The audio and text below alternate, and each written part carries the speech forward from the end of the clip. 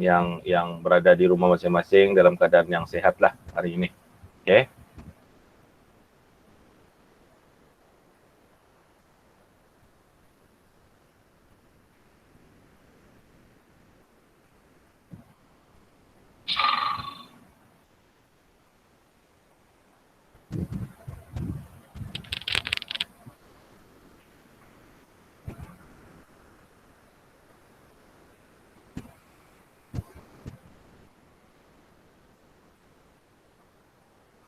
Okay, ada juga rakan-rakan yang cuba masuk. Saya faham ada yang taliannya sekarang ni, ada yang kawasannya hujan, talian kurang baik. Itu kita fahami.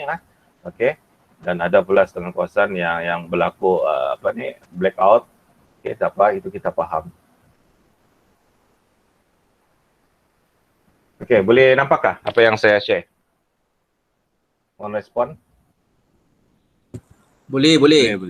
Boleh ya? Okay, Alhamdulillah.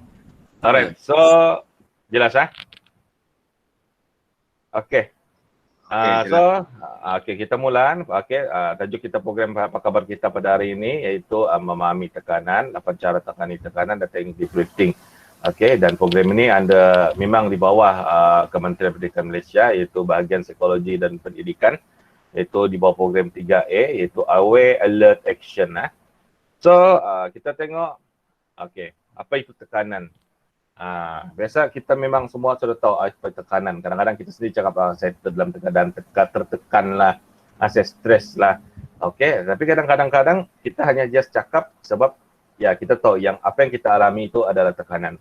Tapi sekarang kita mau memahami apa sebenarnya yang dimaksudkan sebagai tekanan itu. Okay, kita lihat tuh apa itu stres. Okay. Stres ni adalah satu desakan atau tekanan yang dihadapi oleh individu berikutan peristiwa yang berlaku pada mereka. Jadi apa-apa peristiwa yang berlaku pada kita, sama ada dari segi berlaku di tempat kerja, berlaku di dalam keluarga kita, di sekitaran kita. Benda peristiwa-peristiwa ini akan ada setengah peristiwa tu yang akan memberikan memberikan efek ataupun memberikan ada orang masuk ni, jap.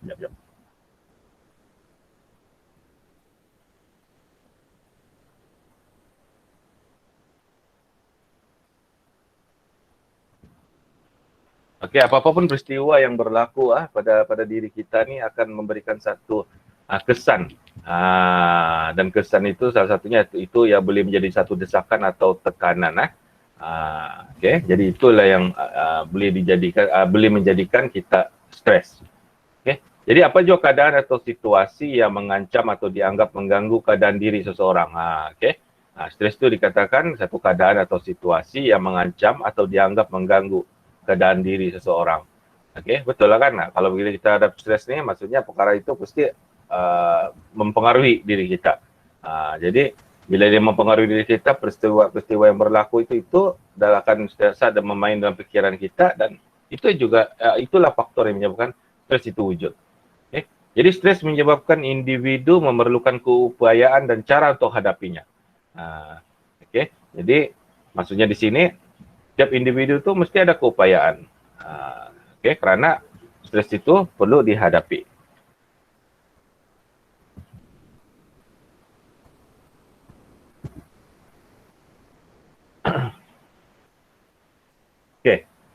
Stres ni juga boleh berlaku dari segi emosi dan juga fizikal. Maksudnya di sini kalau kita sentiasa berfikir aku stres. Itu emosi. Bila dia sentiasa bermain dalam fikiran kita, kita rasa fikiran kita kusut, itu emosi. Tetapi sebenarnya stres juga boleh berlaku dalam fizikal. Dan biasa stres pada fizikal ni akan menyebabkan kesakitan, akan menyebabkan rasa penat, itu fizikal. Jadi stres ini merupakan perkara yang sering berlaku lah kepada manusia normal. Jadi siapa-siapa yang tidak pernah rasa stres itu, kena cek lah, normal kan, normal. Tapi saya percaya di PPD Kuala Panyu ni memang semua pernah hadapi stres lah kan. Terutama bila musim PKPPD, masing-masing boleh nampak muka-muka yang stres tu. Jadi stres tu adalah satu perkara yang perkara yang normal berlaku kepada manusia. Okey. Jadi stres merupakan cabaran emosi yang tidak dapat dipisahkan dari kehidupan manusia. Biasanya lagi kita hidup di dunia ni, kita memang emosi kita memang akan sentiasa berhadapan dengan faktor stres ini. Okey, jadi dia memang satu lumrah lah kepada kita. Bukannya orang bilang satu perkara yang luar biasa stres ini. Tidak, tapi satu perkara yang benda yang biasa. Okey, ya, berlaku akibat perubahan luaran atau dalaman yang melebihi kemampuan individu. Contohnya sekarang ni kan, ini satu perubahan lah, norma baru ni. Bila norma baru ni, bila COVID melanda, kita dipaksa untuk berubah daripada perkara yang biasa kita lakukan kepada perkara yang sesuatu yang terpaksa kita lakukan. Contohnya PDPR, menggunakan gadget. Kalau dulu kita gadget ataupun software ataupun internetnya kadang-kadang kita tidak berapa pandang pun sebab benda ni just ikut keperluan yang perlu kita buat untuk ikut memenuhi kehendak job kerja kita saja. Tapi bila sekarang ni mau tidak mau kita terpaksa kena belajar, kena buat benda-benda seperti itu. Okey, jadi bila kita kita cuba buat satu perubahan di luar ataupun dalam yang melebihi kemampuan kita akan stres. Okey. Itu contohnya. Jadi adakah stres itu sesuatu yang bahaya? Pertanyaan. Rakan-rakan semua, stres itu sesuatu yang bahaya kah? Boleh respon? Ya, bahaya. Bahaya. Jantung. Jantung. Itu mau hati-hati tu tuan. Okey. Jadi adakah stres sesuatu yang bahaya? Ya, okey. Itu jawapan kita kan. Okey, ada yang kata bahaya, ada yang kata hendaklah. Okey. Sebenarnya tidak. Okey, sebab stres itu ada sesuatu yang biasa, perkara yang normal. Okey, tetapi kesan itu sebenarnya yang apabila kita tidak boleh cuba untuk mengawalnya, cuba untuk mengatasinya, itu yang menyebabkan dia menjadi satu perkara yang lain, itu menyebabkan kesihatan kita terganggu. Okey, kita lihat stresnya. Dalam kerja ya, okey, bila stres rendah, hasil kerjanya juga rendah kerana kurangnya motivasi dan tumpuan kepada kerja. Okey. Bila stres kita rendah, sebenarnya rupa-rupanya kita tidak boleh menghasilkan sesuatu kerja yang bagus rupanya. Okey, kerana sebenarnya bila stres rendah ni, kita rupanya kurang bermotivasi. Kalau fikir-fikir balik, betul juga kan? Kalau kita dalam keadaan yang tenang, jalan linggang-linggok, biasa, ikut rutin harian, tidak benda yang mengganggu kita, tidak pressure, kita punya tahap kerja itu kadang-kadang itu saja. Berada di tahap itu saja. Tapi bila ada macam ada push kan, ada tiba-tiba ada arahan, buat itu, arahan urgent. Walaupun kita dalam keadaan yang kalang kabut, dalam keadaan yang rasa tidak selesa, tapi stres begitu rupanya akan menyebabkan kita push diri kita. Push diri kita untuk buat sesuatu, dan apatah lagi kalau benda tu dalam keadaan orang kata sebenarnya bukan persaingan, tetapi bila kita tengok orang lain, dia buat lagi bagus daripada aku contohnya. Mesti kita pun aku mesti mau buat yang lebih baik daripada dia. Jadi stres-stres yang wujud daripada perkara-perkara macam ni sebenarnya ia akan meningkatkan motivasi kerja kita. Okey, jadi stres tu jangan kita tengok dari sudut yang negatif saja. Sebenarnya ada baiknya juga bila kita berhadapan dengan ataupun mengalami situasi stres ini. Okey. Stres di peringkat sederhana adalah yang paling baik. Stres di peringkat sederhana adalah yang paling baik kerana ia akan meningkatkan motivasi dan perkembangan hidup seorang itu. Jadi maksudnya kita dalam keadaan yang tidak stres pun tidak bagus juga. Dan yang paling bagus sih lah tahap sederhana ni. Biar kita ada stres, okey, maksudnya kita boleh berfungsi, otak kita boleh berjalan, kita boleh mencabar keupayaan diri kita. Itu sebabnya kalau kita tengok otak ni, biasanya otak manusia ni bagi seorang manusia itu tidak digunakan 100% dia punya dia punya keupayaannya. Dan kalau mau guna 100% keupayaan otak itu, kita kena mencabar diri kita. Banyak kan benda-benda yang mencabar pemikiran, yang coba kita buat dan coba kita selesaikan. Okey. Jadi betul lah, stres daripada sederhana adalah yang paling baik kerana ia meningkatkan motivasi dan perkembangan hidup seseorang itu. Okay. Dan bila stres berada di peringkat tinggi, seorang itu akan mengalami tekanan, menunjukkan tanda-tanda stres. Jadi walaupun stres itu bagus, janganlah dia sampai di peringkat tinggi.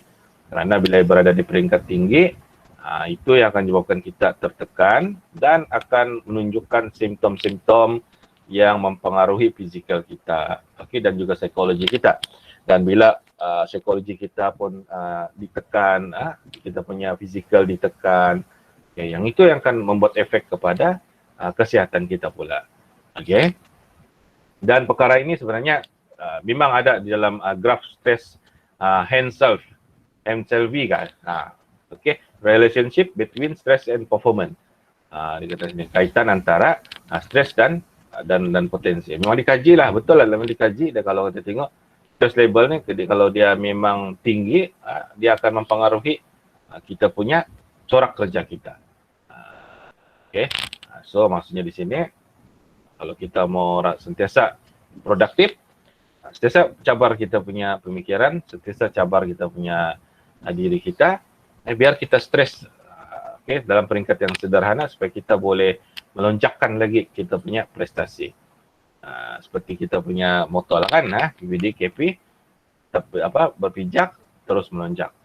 Jadi kalau mau melonjak, bukan maksudnya kita berada di tahap yang selesa dalam keadaan yang sekarang, tetapi mesti cabar diri kita untuk untuk meningkat lebih untuk meningkat lebih maju lagi daripada apa yang kita ada sekarang. Okey, 3 jenis stres yang perlu anda tahu. Pertama, akut stres. Stres yang kecil tapi paling banyak dialami oleh masyarakat disebabkan oleh kehendak harian. Ini yang akut stres ni biasa. Memang banyak dialami oleh masyarakat. Sebabkan kehendak harian. Kehendak harian ni biasanya contohnya seperti apa yang kita perlukan kadang-kadang setiap hari walaupun kita biasa lakukan, tetapi ya menyebabkan stres juga kepada diri kita. Contohnya macam sekarang ni lah, kalau sekarang ni kita tengok apa keperluan harian yang perlu kita penuhi. Contohnya sekarang yang tidak dapat kita buat disebabkan oleh perintah kawalan berkurung, perintah kawalan ni kan, pergerakan ini. Kebanyakan contohnya mau jalan-jalan. Biasa kita kadang-kadang hari-hari kita kalau mau jalan ataupun mau pergi ke mana-mana, kita bawa keluarga contohnya. Dan perkara ini tidak dapat kita penuhi dan sudah pastinya kalau dalam membiasakan diri akan mewujudkan stres. Bagaimana pula dengan orang-orang yang lain? Contohnya macam bekerja untuk cari duit. Dalam keadaan sekarang ni.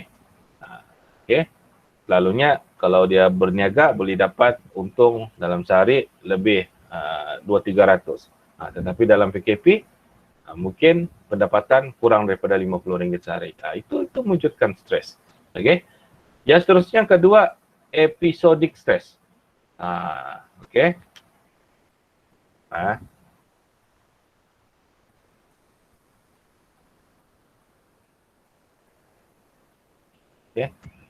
Episodik stres. Yang ini kerap sering dilihat dalam individu yang meletak matlamat yang tidak realistik dan stres akibat tidak mencapai matlamat. Stres begini ni biasanya dialami oleh kita yang bekerja lah di pejabat lah kan, ataupun di sekolah. Biasanya bila kita dilanda oleh stres seperti ini, episodik ini, biasanya itulah yang matlamat yang kita letak itu tidak realistik, dan bila kita letakkan matlamat yang tidak realistik, kita akan jadi stres. Biasanya mungkin perkara ini mungkin Cikgu Widya lah selalu jumpa ni barangkali Puan Widya, kita selalu jumpa kes-kes yang orang yang mengalami episodik stres ni. Sebab buat sesuatu matlamat yang tidak realistik. Tapi alhamdulillah saya rasa di Kuala Penyu ni semua pun dengan bimbingan kita punya SIP dengan SISC ni pun saya rasa matlamat-matlamat yang dibuat atau disasarkan di sekolah di dalam track yang betul. Cuma nak memenuhi apa matlamat yang dibuat itu mungkin akan menimbulkan stres. Tapi bukan episodik lah, sebab saya rasa kita pun tahu kan apa yang kita punya matlamat itu sama ada realistik atau tidak realistik. Okay. Yang seterusnya yang ketiga, chronic stress. Chronic stress. Okay. Yang ini bersifat bahaya dan tidak sihat. Tadi dia kata stres itu tidak bahaya kan, tapi sebenarnya kalau terjadi chronic stress ini dia bersifat bahaya dan tidak sehat. Okay. Stres yang berterusan boleh membawa kepada kesihatan fizikal dan psikologi. Okay. Kalau tuan-tuan dan puan-puan semua perasan dalam beberapa hari ni lah, dalam beberapa minggu ni lah, dalam keadaan semasa kita dalam keadaan fasa 1 ni kan, kalau kita selalu tengok dalam surat khabar banyak peristiwa berlakunya kejadian bunuh diri. Okay, orang terjun bangunan. Okay. Yang baru-baru ni ada seorang toke dijumpai menggantungkan dirinya kan. Okay. Jadi benda-benda ini adalah disebabkan oleh puncanya adalah stres. Okay. Kalau kita tengok pun apa kes-kes yang berkaitan dengan kejadian bunuh diri ini ataupun mencederakan diri sendiri ini, asalnya memang stres. Okay. Memang stres. Okay. Jadi bila stres itu tidak terkawal, contohnya apa penyebab dia stres? Penyebab stres itu adalah contohnya kalau dia seorang peniaga. Dia seorang peniaga, okay, bila perniagaannya mengalami kerugian. Okay, dia kena fikir membayar sewa kedai, kena bayar gaji kerja. Okay, modal keluar tapi untung tidak ada. Jadi asyik dipikir tanpa ada bantuan daripada psikologis ataupun orang yang ataupun doktor mungkin dokter perubatan boleh bantu. Stres itu akan menjadi sesuatu yang lebih berat dan akan bila sudah berat dan tidak tertanggung lagi dalam mindanya, apa benda yang perlu dia buat sepatutnya paling senang kata kalau mau hilangkan penderitaan ni, hilangkan nyawa lah. Okay. Jadi itu yang boleh membawa kepada kejadian membunuh diri. Okay. Dan stres ni juga kalau kita lihat, kalau jenis yang berterusan kita terima stres yang berat ini, sebenarnya dia mempengaruhi kepada kesihatan kita dari segi contohnya macam yang Tuan Nur Hisham kata tadi, jantung. Okey.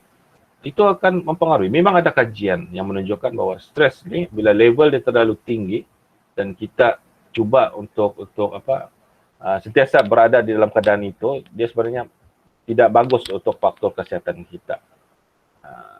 Okey. Jadi kena tahulah macam mana untuk keluar daripada keadaan tersebut. Okey. Jadi punca stres, tadi kita lihat 3 jenis stres yang perlu kita tahu. Okey. Jadi punca stres kita tengok lagi kembali apa punca stres. Pertama, stres ancaman, survival.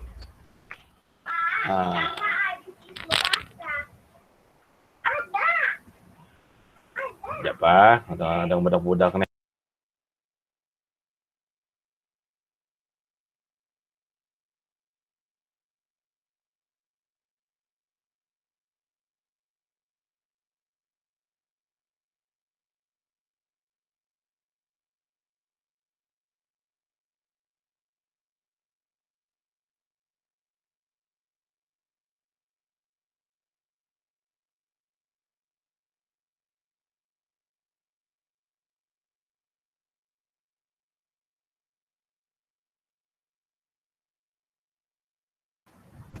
Okey, minta maaf adik. Biasalah, kerja BDR di rumah ni. Okey, jadi masa tadi. Okey, stres, ancaman, survival. Okey, maksudnya ancaman survival ni macam yang kita hadapi sekarang lah. Okey, kita berlawan dengan COVID, kes COVID. Kita berlawan dengan virus, dengan benda yang kita tidak nampak. Okey, tapi kita perlu teruskan kehidupan kita, kelangsungan hidup kita. Jadi ini akan menyebabkan stres juga kepada diri kita. Okey, mungkin stres tu setiap lapisan masyarakat tu dia berbeza lah. Okey, contohnya macam kita rakyat biasa, okey, bila stres survival ni, ancaman seperti COVID ni, kita rasa dia punya stres lain. Tapi di peringkat ahli-ahli pemimpin, okey, yang mentadbir negeri atau mentadbir negara, mungkin dia punya stres pun lain. Okey, jadi dia peringkat stres ancaman survival tu berdasarkan bagaimana dia punya kesan dia kepada diri kita adalah faktor dia bagaimana cara kita terkesan dengan apa yang berlaku di sekitar dia, ancaman yang berlaku kepada di sekitaran kita, kepada diri kita. Okey. Yang kedua, stres dalam diri sendiri. Ini memang banyaklah. Memang yang banyak yang kita buat, contohnya dalam macam mana kita mau memenuhi sesuatu perkara yang kita mau penuhi tapi belum mungkin kemampuan kita, okey, kita punya keadaan, okey, yang tidak dapat memenuhi apa yang kita hendak. Jadi ia akan mewujudkan pergolakan dalam diri, dan perkara seperti inilah akan menyebabkan stres dalam diri sendiri. Yang seterusnya, stres persekitaran kita. Okey, yang ini banyak berlakulah sekarang ni kan, stres persekitaran kita. Contoh kita buat PDPR. Bagaimana dengan dengan keadaan persekitaran kita punya. Kalau kita contohnya guru membuat PDPR. Okay, bila buat PDPR, macam mana dengan penerimaan muridnya, bagaimana dengan persediaan peralatan untuk membuat PDPR itu sendiri. Okey, keadaan yang ada talian, yang tiada talian. Itu persekitaran. Persekitaran kita. Okey, yang itu pun boleh mewujudkan stres. Okey. Yang terakhir, stres disebabkan cara hidup. Yang ini saya rasa sekarang ni cara hidup kita pun rasanya hampir-hampir semua sama, sebab semua pun sudah diperintahkan untuk di dalam perintah di dalam berkurungan dalam rumah kan. So maksudnya tidak ada beza lah cara hidup kita tu kan. Mungkin dari segi cara hidup itu mungkin dari segi macam makanan, itu mungkin ada perbezaan juga kan. Tapi stres disebabkan cara hidup ni biasanya ini yang kalau dulu sebelum COVID ini yang banyak melanda. Di diri yang banyak faktor stres disebabkan cara hidup, inilah yang banyak mempengaruhi seseorang itu. Contoh apa? Sebab kalau dulu kita boleh jalan-jalan. Kita boleh jalan-jalan, banyak yang rasa macam mau melancong, tengok kawan dia, kawan dia melancong pergi Korea. Jadi kita pun rasa macam mau pergi juga Korea. Kan? Ataupun mungkin waktu itu juga kita tengok waktu tu main basikal kan, beli berbasikal, jadi berbasikal dengan kawan-kawan ada yang dia pakai basikal jenis mahal. Contohnya lah kan, di upgrade sudah. Itu cara hidup itu. Cara hidup. Jadi kita ada yang stres disebabkan dari cara hidup kerana cara hidup itu dia mau ikut tetapi tidak mampu. Ataupun tidak boleh ikut cara seperti yang orang lain. Alright. Punca stres. Ada 4 lah. Yang biasanya menyebabkan stres kepada diri kita. Tanda-tanda anda sedang stres. Yang ini daripada KKM, Kementerian Kesihatan Malaysia. Dia ada 2, physical, psychology. Kalau kita rasa, kalau dari fizikal lah, kita tengok fizikal. Kalau kita rasa setiap kering mulut, gementar, sakit kepala, ada masalah tidur, cepat letih, lenguh badan, jantung berdebar-debar, sakit perut, cerit-berit. Itu adalah tanda-tanda anda sedang mengalami stres. Alright. Dari segi psikologinya pula ialah kita sentiasa gelisah, cepat marah, lemah semangat, bimbang. Bimbang tanpa pasal-pasal, bimbang. Kurang daya tumpuan. Itu pun adalah satu stres dari segi tanda-tanda kita sedang stres dari segi psikologi. Jadi kalau yang dirasakan tu di rumah, ada rasa-rasa seperti ini. Jadi kena sentiasa bertenang. Mungkin anda sedang mengalami stres. Kita tolakkan buat BDR ni kan. Jadi apakah yang terjadi sekiranya saya tidak ambil berat masalah stres yang dihadapi. Apakah yang akan terjadi? Okey, pertama, dalam jangka masa panjang, okey, stres boleh memberi kesan yang teruk kepada diri anda. Okey. Okey, ingat dalam jangka masa yang panjang, stres boleh memberi kesan yang teruk kepada diri anda. Jadi anda perlu mengambil tindakan untuk mengatasi masalah ini. Sekiranya tidak, ia akan memberi kesan kepada diri anda seperti berikut. Apa dia? Okay. Pertama, kita akan rasa mudah keletihan dan cepat penat. Okay. Ini betul lah kan, kalau kita stres betul, kita akan mudah letih dan cepat penat. Okay. Dan yang kedua, kita akan rasa kekecewaan. Dan seterusnya akan hilang semangat dan akan burn out. Itu yang paling bahaya. Okey, jadi apabila kita menghadapi stres, kita kena ambil tindakan-tindakan untuk atasi apa yang menyebabkan kita stres itu. Alright? Kerana bila kita kesan kita ni sebenarnya tiga kesan ni sebenarnya tidak bagus untuk kita kan. Macam mudah keletihan dan cepat penat. Okay, kita sekarang perlukan sesuatu yang produktif. Walaupun kita BDR, kita perlu produktif dari segi kerja kita kan. Jadi kalau kita cepat letih, cepat penat, macam mana kita mau produktif? Begitu juga dengan kekecewaan. Okay? Kita perlu positif dalam diri kita supaya apa yang kita buat itu akan sentiasa menunjukkan sesuatu yang apa, walaupun kita tidak boleh capai apa yang sebenarnya kita target, tapi itu tidak semestinya kita perlu kecewa sangat. Tidak seperlunya kita hasilkan kekecewaan itu. Okay? Kita perlu ada satu view yang positif, okay, untuk kita buat balik apa yang sudah kita buat itu untuk dapatkan hasil yang lebih baik. Okay? Sebab bila kita sudah kita sudah timbulkan rasa kekecewaan itu, bagaimana kita mau capai ataupun mau penuhi harapan orang lain itu? Tentu sukar kan? Okay? Itu jadinya hilang semangat itu, burn out. Bila sudah hilang semangat, burn out, jadi apapun dipikir dalam kepala itu memang tiada lah. Jadi dalam organisasi itu menimbulkan masalah yang besarlah kepada organisasi. Dan itu sebabnya kita perlu elakkan diri kita menjadi stres. Jadi apa perlu saya lakukan untuk mengurangkan stres?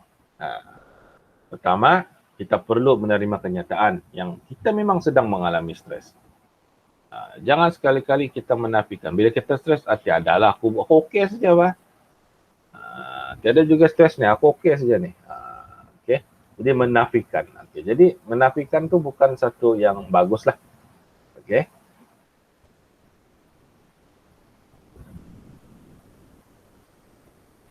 Okay. Yang kedua, kita perlu kenal pasti apa puncanya bukan kita stres. Kita tidak tentu fikiran, kita tidak keruan ni. Apa sebabnya kita stres ni? Kalau kita rasa kita BDR itu stres, mengapa kita stres BDR? Apa faktor dia? Apa punca dia?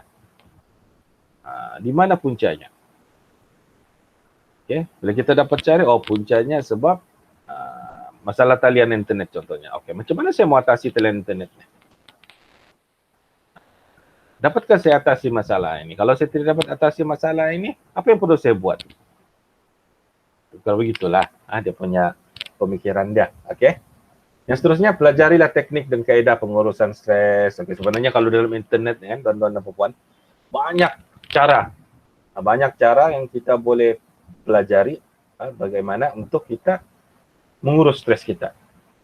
Cuma kita mau cari atau tidak saja. Tapi dapatlah, pasti kita akan tengok macam mana salah satu cara lah untuk kita hadapi ataupun mengurus kita punya stres. Ada juga disentuh sifat sini.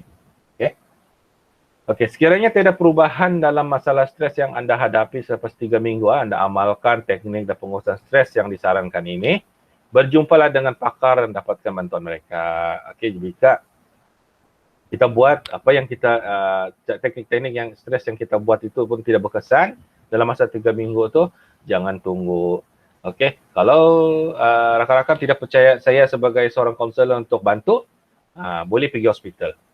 Betul, boleh pergi hospital. Di hospital, okey, mereka bukan saja khas untuk sakit fizikal, tetapi mereka juga boleh bantu bila seseorang itu mengalami stres. Okey, jadi siapa yang baru tahu ni hari, okey saya kasih tahu, selain kalau tidak percaya dengan saya sebagai kaunselor untuk bantu, okey, boleh pergi hospital. Nanti di hospital, okey akan dibagi mungkin ada instrumen yang boleh boleh mengesan sama ada kita ni ada stres ataupun tiada. Okey, tapi saya lebih galakkan alu-alukanlah untuk berkongsi dengan saya sendiri pun tidak masalah. Saya alu-alukan. Okey. Okey. Jadi itu kalau dalam masa 3 minggu okey, tidak ada tidak ada perubahan lah dalam stres tu. Masih rasa tertekan, masih macam rasa kecewa, rasa penat apa semua tu. Kena carilah seseorang lah yang profesional untuk bantu. Okey, so kita pergi kepada cara tangani stres. Di sini kalau kita lihat ini kementerian yang punya slide. Okey, dia ada 8 cara tangani stres. Okey. Pertama sekali bersenam. Bersenam. Okey. Dalam 7 minit senaman pun cukup. Okey, maksudnya bersenam ni apa-apa sajalah yang boleh mengeluarkan peluh, yang boleh menggerakkan fizikal lah, terutama kita ni lah yang kerja asyik duduk saja ni. Okey, dan sekali-sekala tu kita perlu bersenam lah untuk keluarkan peluh. Daripada untuk kesihatan sebenarnya bersenam ni juga boleh mengurangkan kita punya stres. Macam kita sendiri kan, kalau kita tidak bersenam, tidak keluar peluh kan, kadang-kadang kita rasa, kalau kita macam orang bilang kita rasa pusang. Dia lah itu. Rasa macam ada benda nak kena kan. Tapi bila kita bersenam, kasih keluar peluh, apa yang ada tu dia jadi lapang tau. Itu faktor dia. Itu kesannya bila kita bersenam dalam keadaan stres tu. Okay? Jadi 7 minit senaman mencukupi ya, mencukupi. Yang kedua, tidur secukupnya. Ini cabaran lah kalau musim sekarang tengok bola ni, memang cabaran lah untuk tidur cukup. Saya percaya ni ada yang lambat masuk tadi itu sebab tengok bola ni kan semalam. Okey, pukul 3 pagi tu. Okey, saya tidak sempat lah, saya tengok yang pukul 12 je lah. Itu pun sampai habis saya tidur juga. Okey, jadi tidur secukupnya. Ini pun salah satu faktor anda boleh cara kita mengatur supaya diri kita tidak stres. Okey. Jadi jangan anda tidak mudah terpengaruh dengan emosi negatif tu. Ini negatif tu, bukan negatif. Okey, anda tidak mudah terpengaruh dengan emosi negatif. Maksudnya di sini bila kita dalam keadaan emosi, okey, dalam keadaan marah, sedih, kecewa, okey. Cuba bila masa mau tidur, cuba buat sesuatu yang fikirkan sesuatu yang positif. Okey, jangan tanya kenapa ia berlaku dan kenapa ia menimpa diriku. Cuba jangan banyakkan bertanya begitu, tapi cuba bertanya akan apa yang aku dapat daripada apa yang peristiwa yang berlaku itu, apa pengajaran dia, apa yang positif yang kita boleh dapat daripada apa yang berlaku itu. Cuba kita cari itu. InsyaAllah kita boleh tenang. Bila kita tenang, okay, baru kita boleh dapat tidur yang secukupnya. Tapi kalau kita dalam keadaan emosi terganggu, memang susah untuk kita tidur. Silap kalau tidur pun mimpi buruk. Lagi susah mau tidur lepas terbangun, lepas mimpi kan. Jadi emosi itu kena jagalah, kena aturlah dengan bagus-bagus, kena atur dan urus dia. Okay. Yang ketiga, meluangkan masa bersama keluarga dan rakan-rakan. Okey, membugar rasa cinta bila bersama, hargai orang tersayang. Maksudnya di sini, okey, kalau sekarang ni ialah masa bersama keluarga lah paling kita paling banyak kita ada sekarang ini kan. Jadi manfaatkanlah perkara itu. Manfaatkan dia. Okey. Dan kalau dulu kita sibuk kepada bekerja, okey. Sekarang ni Tuhan bagi kita Tuhan bagi kita peluang untuk meluangkan masa bersama keluarga. Jadi kita luangkanlah.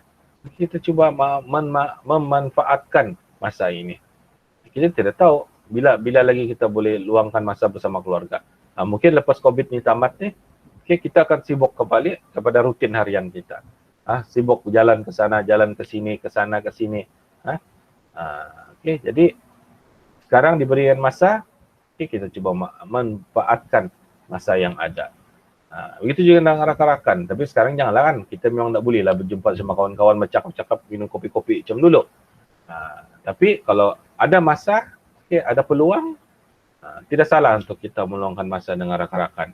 Bercerita, kalau berkaitan dengan hobi yang sama, kalau hobi main basikal, memancing, tidak masalah. Kerana benda-benda ini sebenarnya membantu kita untuk menghadapi ataupun mengurangkan ataupun mengurus stres yang kita ada.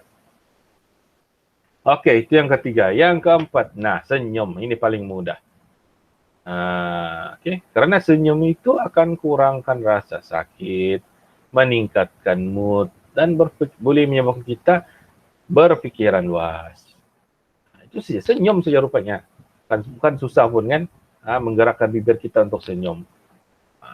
Walaupun hakikatnya memang ada juga orang susah untuk senyum, tetapi senyum itu juga salah satu faktor untuk kita mengelakkan diri kita daripada stres. Jadi cubalah kita sentiasa murah untuk murah untuk memberi senyuman kepada orang lain. Walaupun kita rasa macam tak suka sama orang itu, tapi bagi je lah senyum. Jangan murung selalu lah. Sebab kalau kita murung ni, aura happy, positif tu tiada. Bila kita senyum, orang pun suka. Kan orang bilang senyum itu pun satu sedekah kan. Jadi sentiasalah bersenyum. Walaupun orang tu kita kurang gemar, senyum saja. Biarkan mood yang persekitaran tu biarkan positif. Tapi janganlah di pejabat kita ni, janganlah ada yang orang kita tidak suka, itu kita tidak suka, ini kita tidak suka. Kita suka semua orang. Jadi senyum itu menjadi senyuman yang ikhlas. Jadi lepas ni kalau kita berada di pejabat tu, masing-masing bila berjumpa tu senyum dululah. Senyum, lepas tu bertegur sapa. Alright. Mesti. Mesti tu kan, Dan. Jadi supaya kita timbulkan mood kerja yang positif lah. Jangan kita bila nak berjumpa murung, muncung mulut, janganlah. Sebab bila begitu tu kan, suasana tu positif tu hilang. Jadi bila suasana positif hilang, kalau dalam Cina feng shui pun hilang, susah lah. Kalau dulu ada Xiuping, boleh tolong ikat-ikatkan reben, carikan feng shui. Sekarang ni Xiuping pun dah ada sudah. Dia sudah pindah pergi Sepitang. Jadi senyum ya. Jangan lupa untuk bersenyum. Yang kelima, bersyukur dan berterima kasih. Bila kita amalkan rasa bersyukur dan berterima kasih ini, sebenarnya dia meningkatkan rasa gembira dan kepuasan. Jadi maksudnya di sini bersyukur dan berterima kasih ini bukan maksudnya bila kita buat event yang besar saja, kita bila selesai buat event yang besar kita rasa bersyukur. Tidak. Benda-benda yang kecil itu pun kita rasa bersyukur.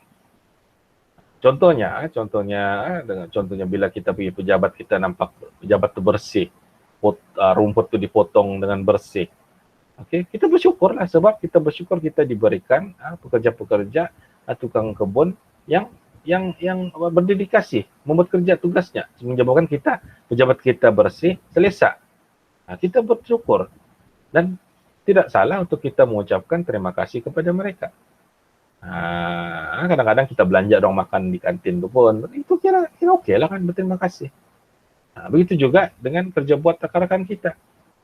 Walaupun kerja dia mungkin kecil, tidak orang bilang tidak sebesar tugas kita, tapi bila dia membuat sesuatu yang orang bilang sesuatu yang bagus untuk kita punya organisasi, kita bersyukur, kita ucapkan terima kasih. Sebab peranan dia kecil itu pun sebenarnya dia sudah menjentik juga kita punya organisasi untuk maju ke depan. Okey. Jadi cara kita berfikir tu mesti kita ubah sekarang ni. Kita mesti sentiasa bersyukur dan berterima kasih atas apa yang kita ada. Okey. Mungkin juga macam contoh kita di sekolah yang kita ada di daerah kita ni ada yang guru-gurunya bermasalah. Kita bersyukur juga. Sebab dengan adanya guru-guru yang bermasalah ini, okey, kita ada tanggungjawab dan kita ada cabaran untuk kita perlu lakukan. Dan di sini kita dapat menunjukkan bagaimana cara kita mau mengatasi isu tersebut. Adakah kita mampu atau tidak? Nah, jadi benda-benda yang negatif itu jangan kita pandang dia sebagai sesuatu yang tidak, memang negatif itu tidak bagus kan, tetapi jadikan dia sebagai satu dorongan lah. Jadikan stres yang kita hadapi, yang kita dapat daripada perkara yang negatif itu menjadi satu boost kepada kita, push untuk kita buat sesuatu yang lebih baik. Contohnya sekarang PKPPD lah kan. PKPPD lagi. Okey. Walaupun kita dapat markah yang agak rendah, okey. Tapi cuba kita tengok dari sudut positifnya. Apa yang perlu kita buat? Apa yang boleh kita buat? Okey. Jadi kita sentiasa bersyukur dan berterima kasih atas apa yang kita ada, apa yang sudah kita buat dan apa yang berlaku di sekitaran kita. Okey, itu yang kelima. Yang keenam, bertafakur. Nah, fokus untuk jadi lebih tenang dan bahagia ni bertafakur. Bertafakur ni sebenarnya dia luas bahkan maksudnya. Dia bergantung kepada persepsi ataupun daripada seseorang itu. Macam mana cara bertafakur dia? Ada orang bilang bertafakur ni dia duduk macam yoga, dia ada latihan jasmani, mental. Ada juga yang bertafakur ni kalau dari segi agama kita menyendiri, okey, menyendiri, solat tahajud, okey, berzikir, okey. Ada juga orang suka bertafakur ni dia pergi ke tempat-tempat yang sunyi, masuk ke hutan contohnya, duduk di sana, menikmati suasana alam, okey. Terpulanglah macam mana cara yang penting kita boleh orang bilang release kita punya minda kita tenang, okey. Jadi maksudnya dia boleh mengosongkan fikiran kita daripada memikirkan perkara-perkara yang menyebabkan kita stres. Okey, bertafakur. Itu salah satulah cara ya. Yang keenam. Yang ketujuh, rancang percutian. Jauhkan diri dari kesibukan. Yalah. Yang ketujuh ni buat sekarang ni memang susah lah kan. Kita pun dah tahu bila lah mau capai kita punya target untuk fasa kedua tu kan. Kurang daripada 4,000 kes. Okey. Tapi tidak salah. Okey, rancang saja bah.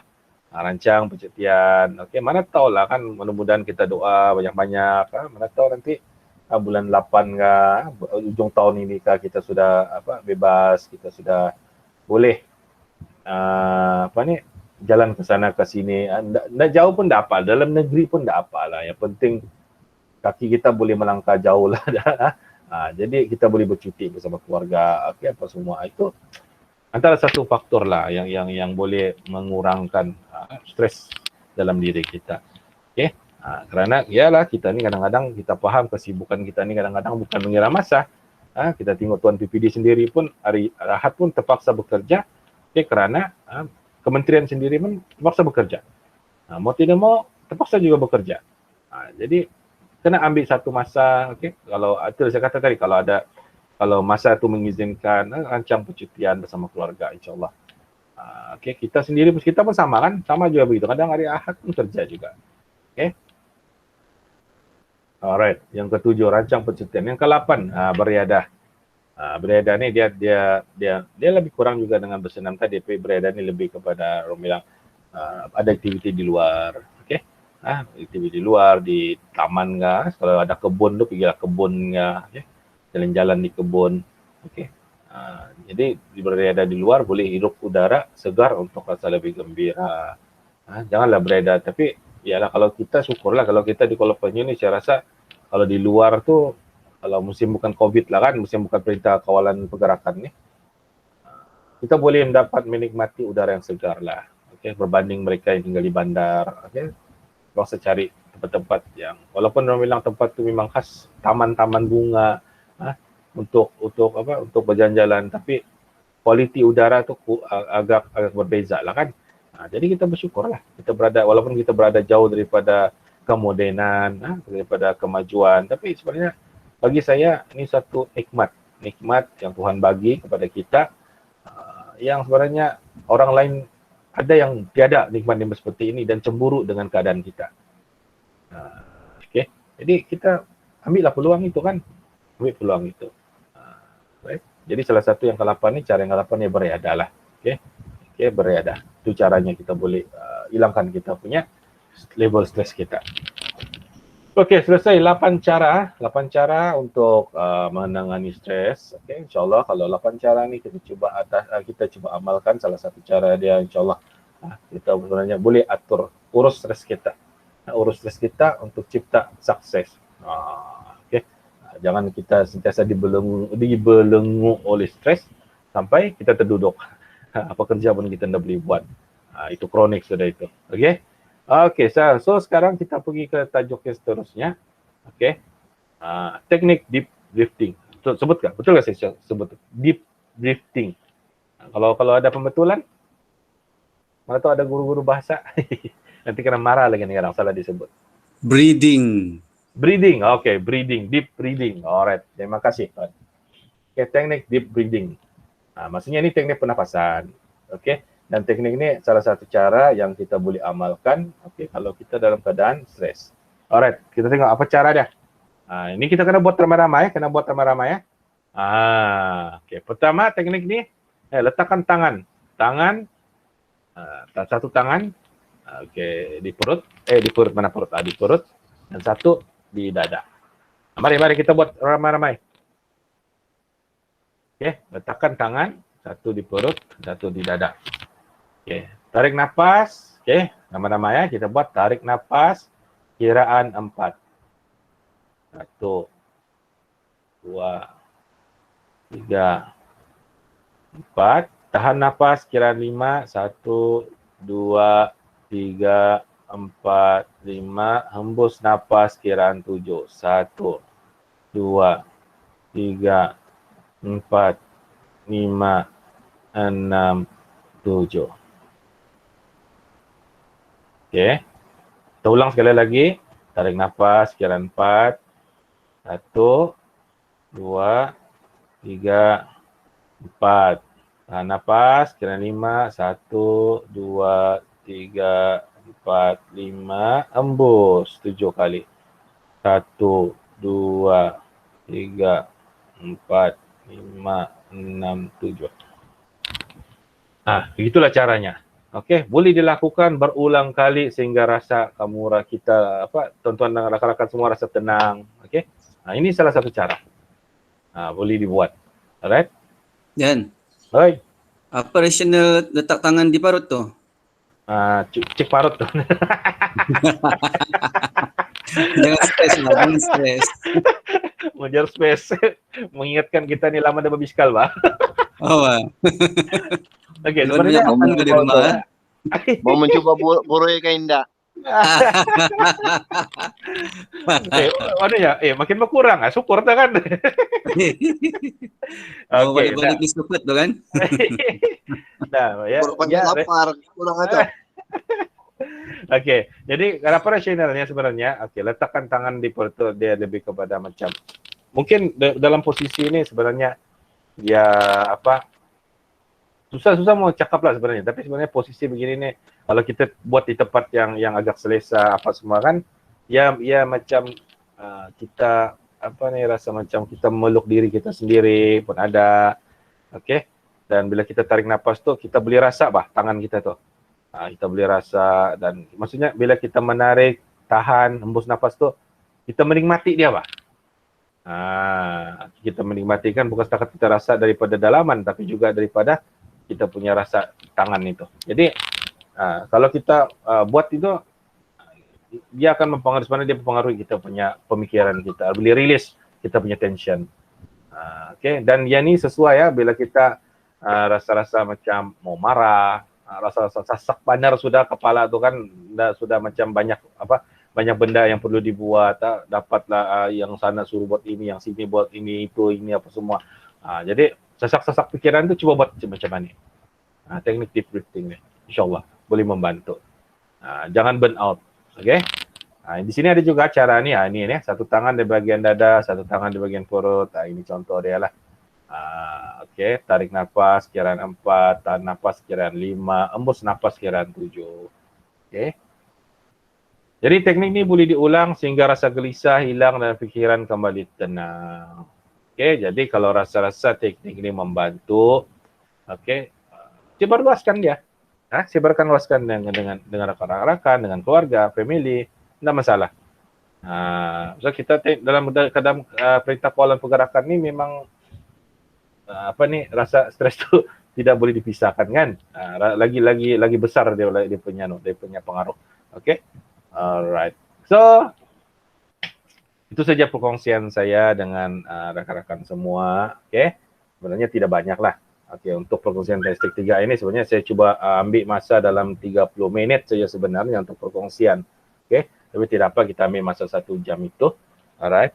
Dan sebelum saya mengundur diri, okay, nanti tuan-tuan dan puan saya akan bagi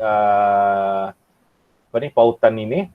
Okey, pautan ini mohon nanti isi 2 pautan ni. Satu ni sebenarnya penilaian program 3PI ni dia direct kepada kementerian.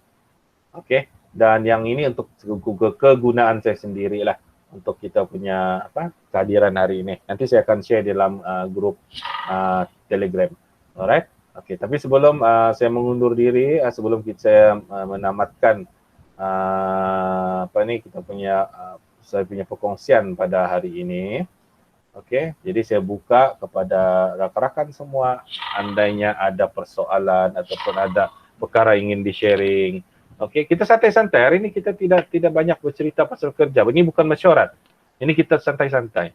Okey, saya percaya sebab kita lama kita tidak bersamaan, bersama-sama. Kalau dulu kita boleh huah-huah di kantin.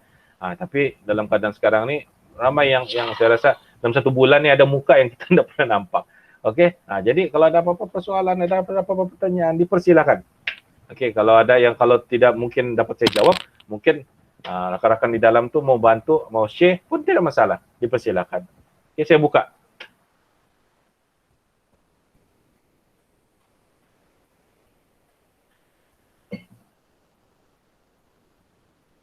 Ada kawan-kawan? Okey, ada. Boleh dengar. Tuan Dolikom ya. Silakan. Dah baru masuk lain nih, baru kedengaran suaranya. Inilah. Tadi tostak saja dah baru masuk pendapatan. Atau stres tak benar. Mengayu kali ni, mengayu biskal. Udah tahu jong pangkal nih. Tidak apa. Okey, yang sebenarnya kita punya Parang stres ya tadi. Kita ada rakaman dan rakaman ni akan saya share juga nanti. Tidak masalah. Okey. Terima kasih Tuan Likum. Terima kasih kerana sudi hadir. Saya faham. Dimaksud bukan? Ya, dimaksud. Okey, saya faham tu situasi itu. Okey, yang lain kalau ada Bapak mau share kah?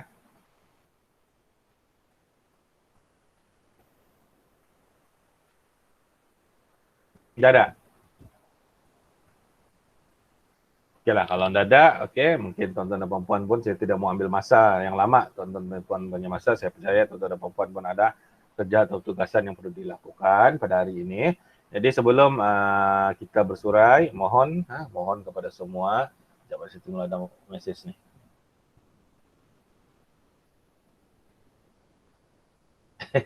Okey, ada 8 embus nafas. Alright. Buka kamera lah, kita ambil gambar dulu. Kita ambil gambar masing-masing dulu. Okey, mana-mana yang boleh buka kamera, kita buka kamera, kita ambil gambar.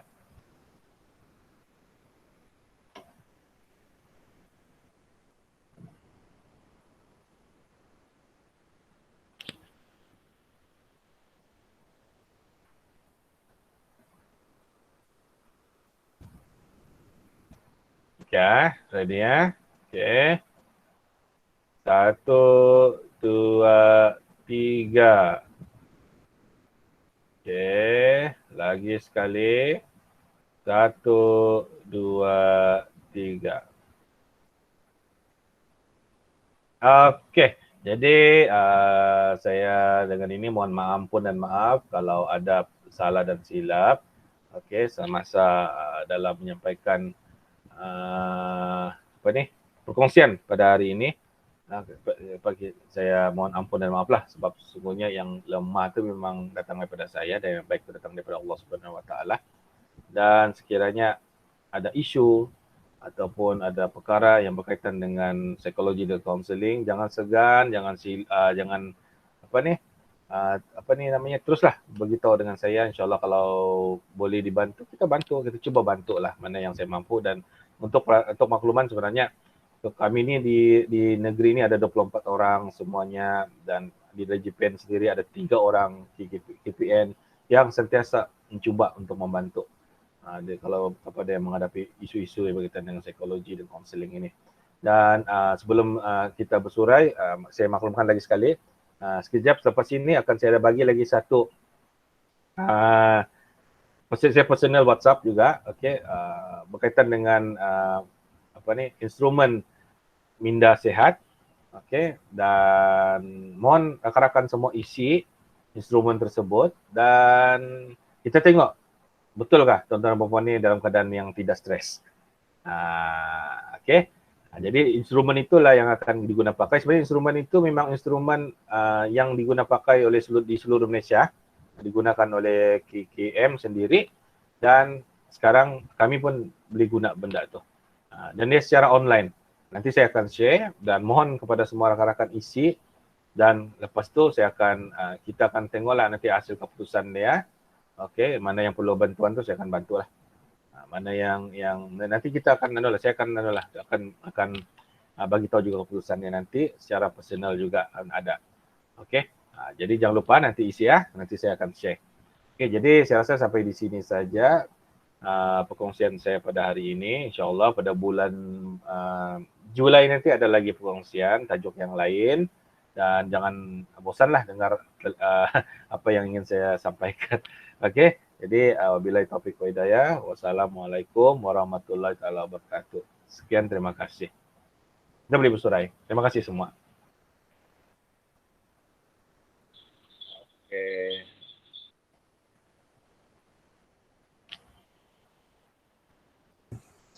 Terima kasih, Jan. Terima kasih, bro. Terima kasih, terima kasih. Ada udang, bro. Thank you. Nada.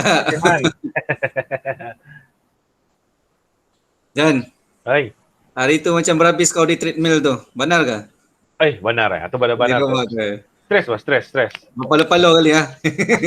Dalam rumah tu. Rasam. Okey. Okey, bro. Alright. Terima kasih. Assalamualaikum. Salam, Tulaman. Salam.